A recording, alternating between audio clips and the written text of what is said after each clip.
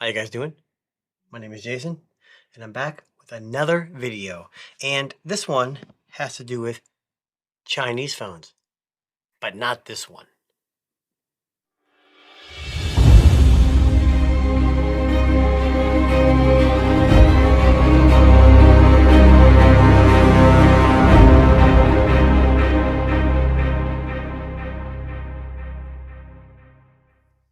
All right, so you may have seen some recent videos. This is the Vivo X100 Pro, currently one of my favorite phones of 2024. I've actually gotten rid of my S24 Ultra and my Pixel 8 and replaced it with this as well as the Honor Magic 6 Pro. Those are my two main phones. I also have an iPhone 15 Pro Max, a Pixel Fold, but the two phones I'm using are the Vivo X100 Pro and the Honor Magic 6 Pro. So why am I showing you this phone? I already have a video on it. This is not a review. What's interesting to me is I've never actually daily driven a Chinese phone. Now this is the global version of the phone. It works great here in the US. I have an AT&T SIM in it. I get 5G. Everything works great. In the Honor, I don't know if AT&T works on the Honor, but I have T-Mobile in there and it's working fine. It gets 5G as well. This phone does not get 5G on T-Mobile, but the fact that I can daily drive a global version that's not normally sold here in the US is making me excited for this next phone I'm about to show you. So what is that phone? That is this, you guys. This is the holy grail of camera phones. Now, the problem with some of these holy grail phones is like the Honor Magic 6 Pro. It's kind of underwhelming this year to me compared to the Magic 5 Pro. The Xiaomi, which I have not had a Xiaomi phone in many a moon, but this one seems very interesting. It's still got the Leica co-engineering. Now they have two colors. They have white and black. Unfortunately, I got the black one. I wanted the white, but the white was a longer wait and sold out. If you ordered this from Xiaomi's website, they also gave you the photography kit, which is right here, which I'm going to do a separate video on, but I do have it here. But they do have this, the Xiaomi 14 Ultra photography kit, which adds like a handle, battery, shutter button, all kinds of stuff, which is kind of nice, and some rings, I believe, for filters and stuff. But either way, it comes with that as well as a Xiaomi 6, I believe, tablet for free. And there's some coupons floating out there, like $50 off, but it's still a hell of an expensive phone.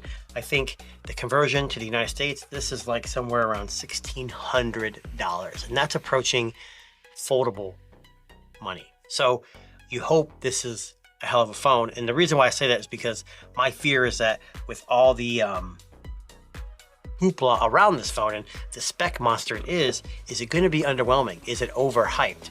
And a lot of phones nowadays, at least slabs, which are technically all kind of boring nowadays, they don't differentiate themselves. Having a phone that can do everything and be the perfect phone is something that I think a lot of people, especially Android and iPhone, obviously, are looking for. The good thing about Android, I talked about this before, I'm going on a little bit of a tangent. With iPhone, if you don't like what they give you, too bad. You keep what you got, or you get what they give you. With Android, you have so many options. You got Xiaomi, Vivo, Oppo, Honor, Samsung, Sony, Moto, and you have options. You can pick what you want and the kind of OS overlay that you want. So what is this phone? So I'm getting ready to take the box off here, but basically this is just a black box with the Xiaomi, branding. Same with the sides, just Xiaomi. It says, with your favorite Google app. So this is the global version. This is the UK global version. So the charger is not going to be US, but we can use adapters. On this is the 14 Ultra in black, and it's a 16 gig of RAM, 512 gigabyte RAM version. I know you guys are, if you've been interested in the phone, you may know some of the specs, but it does come with the Snapdragon 8 Gen 3, which is the most efficient and most powerful Snapdragon chipset for Android so far. It comes in 16 gig, 512, like I said, it's LPDDR5X and UFS 4.0 storage. The display is 6.73 inch AMOLED, 3200 by 1440, 522 PPI. It's LTPO, Active Sync Pro, just a dynamic range refresh from 1 to 120 hertz, touch sampling rate of 240 hertz. It's OLED material. It's got a custom C8 display panel from Xiaomi. I'm not sure what that really means. It does 1000 nits typical brightness with a peak of 3000. Does Pro HDR, Ultra HDR, Dolby Vision, HDR Plus, 10 Plus. And you know, the typical DC dimming, 1920 Hertz PWM dimming, which is good for those who are sensitive to that. And then Xiaomi Shield Glass, which I believe is like their version of the Gorilla Glass. The rear cameras are what is the selling point for this, and for most cameras nowadays that are slabs at least. The main camera is a LYT 900 50 megapixel camera. It's an f1.63 to f4.0 stepless variable aperture, so the aperture does alternate. And I've noticed a couple phones, the Honor Magic does this as well. It's got OIS, and it's a 1-inch sensor and an 8P lens with autofocus. They also come with a Leica 75mm floating telephoto camera. It's 50 megapixel with a 75mm equivalent focal length. Also having OIS. Floating telephoto lens supports 10 centimeter macro photography, which I'm a big fan of. It is the IMX858. Then it has a 120mm periscope camera, which is again 50 megapixel f2.5, has OIS, and it supports 30 centimeters of macro photography. So it's two different lenses, give you two different distances for macro, which is interesting. This is also the IMX858. Then they have a Leica 12mm ultra wide camera, which is again 15 megapixels. It's a 122-degree field of view. And it's, again, IMX858. So you should have good color representation across those three at least, because they are the same sensor. The main one's a little bit different, which is the LYT 900, which is a step up from the One Plus, I believe. And then that's basically the main cameras on the rear. The front is a 32 megapixel in-display selfie camera with an f2.0 and 90-degree field of view.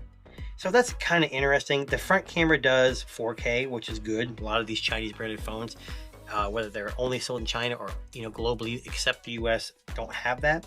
5,000 milliamp hour battery. It's got a Xiaomi Surge battery management system. The Xiaomi Surge charging chipset. It does 90 watt hypercharge, and it says estimated 33 minutes to 100% boost. 80 watt wireless charge. Again, the wireless charge is super fast, but you're gonna have to have their special charger, which I do not have for wireless. It does reverse wireless charging, and it's USB 3.2 Gen 2. Cooling system, dual channel ice loop system, security, in-screen fingerprint sensor, AI face unlock, you know, the basic stuff. But those are the main things. I mean, I haven't turned this on, I haven't opened it up, so you guys are seeing it. What I like to do with these unboxings is a lot of people, and if the person who got me to buy this was, if you ever watched Flossia's video on this, a lot of times what he'll do is he'll get the phone, he'll mess with it, set it up, and then he'll do an unboxing and a review. I tend to just do the unboxing just like you, seeing it for the first time that I'm seeing it, so it's more of a surprise, but I don't have much experience with hands-on. So a lot of you guys say, why don't you do reviews? If someone wants me to do a review, I will, but the comments don't have not lent themselves to want me to do a review. So let's see what we got in the box here. So the first thing, you got a SIM ejection tool,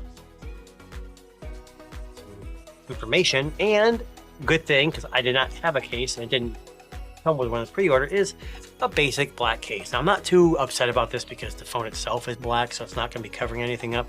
Typically I like those clear TPU cases because they show off the color, but this is black. So it has side protection, which a lot of these free cases don't.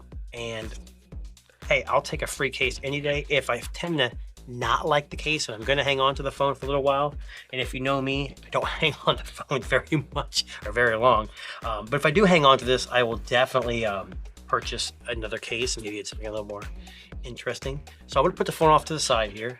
You also get the 90 watt charger, and like I said, this is a UK European style charger. We don't use this in the US, but I do have adapters, so I can utilize this.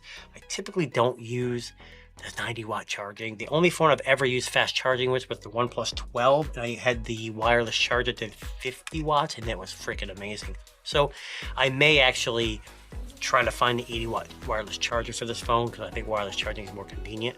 And then you get your typical USB-C, USB-A to USB Type-C. I guess I could have looked at the charger and figured that part out, but Again, and I know Flossie says this too, and I'm going to agree with him. You know, Xiaomi charged a lot of money for this, so if they had not included a charger and a cable, I would have been pretty pissed, because the price this thing's selling for, even with the free stuff, it may not just be a great deal. But including the camera kit, which is about 180 to 200 USD, and then I think the tablet's around $300-400. It's not a bad deal, especially if you can offload the tablet if people are interested. So here we go, guys. This is the Xiaomi 14 Ultra, co-engineered with Leica. They got the Leica Summilux optical lens, all new 1-inch sensor. That's that 900 series I talked about. It's got a quad system camera. We talked about that. All around liquid display. And it's WQHD Plus, which is great. And it's the Snapdragon 8 Gen 30. So guys, I'm super pumped. I know I'm getting a little giddy and it might be kind of nerdy, but I love these new phones and I'm excited to try this out. So this is brand new, fresh from the UK. Arrived at my door today, and you'll be seeing it maybe either today or later on. So there's your camera lens. You see a periscope here, it looks like, and then the other 3 cameras around it, and then you got your flash. Get this little sticker off here because the texture on this thing is quite unique. So you see the Xiaomi, this is the black one. The white one looks more, sticks out more, I guess, but it's a leather back. It's like a leather back material. It's quite interesting. I kind of like that. And as you can see, it looks like the camera thing will actually turn, but it does not. And I believe the camera kit, which I'll do a separate video on, has a connection that kind of clips onto this side over here. And then you can have extra filters if you want on top of the lenses. On the top, you got speaker.